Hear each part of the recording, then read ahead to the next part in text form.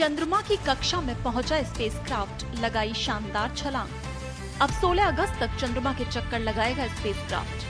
17 अगस्त को propulsion module से lander अलग होगा, फिर शुरू होगा लैंडिंग का सफर। भारत के लिए आज ऐतिहासिक पल है।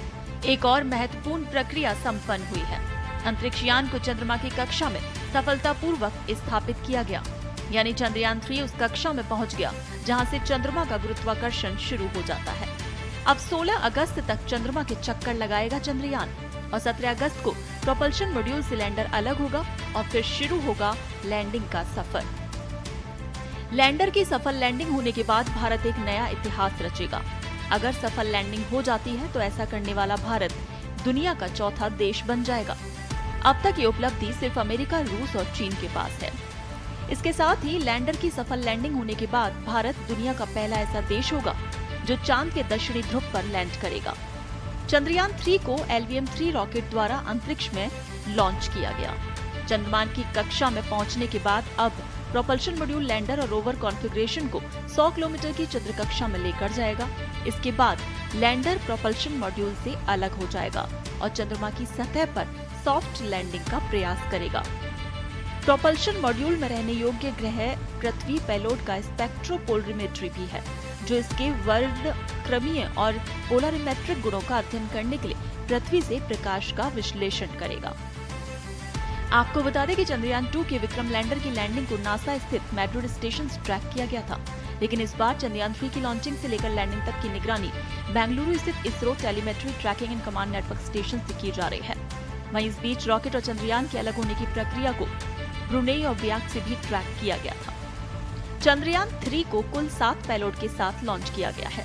आपको बता दें कि 4 पेलोड लैंडर विक्रम के साथ जुड़े हुए हैं, 2 रोवर प्रज्ञान के साथ और 1 प्रोपल्शन मॉड्यूल के साथ जुड़े हैं। लैंडर और रोवर से जुड़े 6 पेलोड चांद की सतह पर जाकर अध्ययन करेंगे। वहीं प्रोपल्शन मॉड्यूल के साथ गया पेलोड चांद की कक्षा से पृथ्वी का अध्ययन करेगा और यदि सब कुछ योजना के अनुसार ही हुआ तो 3,84,000 किलोमीटर की यात्रा के बाद 23 अगस्त को शाम को चंद्रयान 3 का विक्रम लैंडर चांद की सतह पर पहुंच जाएगा।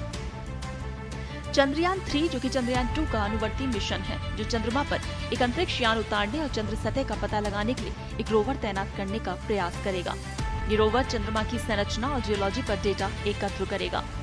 इसरो के अध्यक्ष एस सोमनाथ ने बताया कि कैसे अंतरिक्ष एजेंसी ने अपनी पिछली विफलताओं से बहुत कुछ सीखा है और चंद्रयान 3 मिशन की सफलता की संभावनाओं को बेहतर बनाने के लिए कई बदलावों को लागू किया गया है। चंद्रमा पर अंतरिक्ष यान उतारने के अपने प्राथमिक लक्ष्य के अलावा चंद्रयान 3 चंद्रमा के इतिहास, भूविज्ञान और संसाधनों की क्षमता सहित चंद्रमा के पर्यावरण का अध्ययन करने के लिए वैज्ञानिक प्रयोग भी करेगा। एस सोमनाथ ने इस मिशन को लेकर कहा है कि लैंडर के साथ गए रंभा और आइलस तक 14 दिन सक्रिय रहेंगे। इस दौरान सभी पेलोड ऐसे प्रयोगों को अंजाम देंगे जो पहले कभी नहीं हुए। इस दौरान पेलोड की मदद से चंद्रमा की वायुमंडल व सतह का अध्ययन किया जाएगा। इसके अलावा रोवर चंद्रमा की खनिज संरचना को समझने के लिए सतह की खुदाई भी करेगा। लैंडर विक्रम और रोवर प्रज्ञान जब अलग होंगे तो लैंडर इसकी तस्वीरें भी खींचेगा और रोवर चंद्रमा की सतह पर कंपन का भी पता लगाएगा। इस मिशन के माध्यम से भारत न केवल चंद्रमा की सतह के बारे में ज्ञान का खजाना हासिल करेगा, बल्कि भविष्य में मानव निवास के लिए इसकी क्षमता भी हासिल करेगा।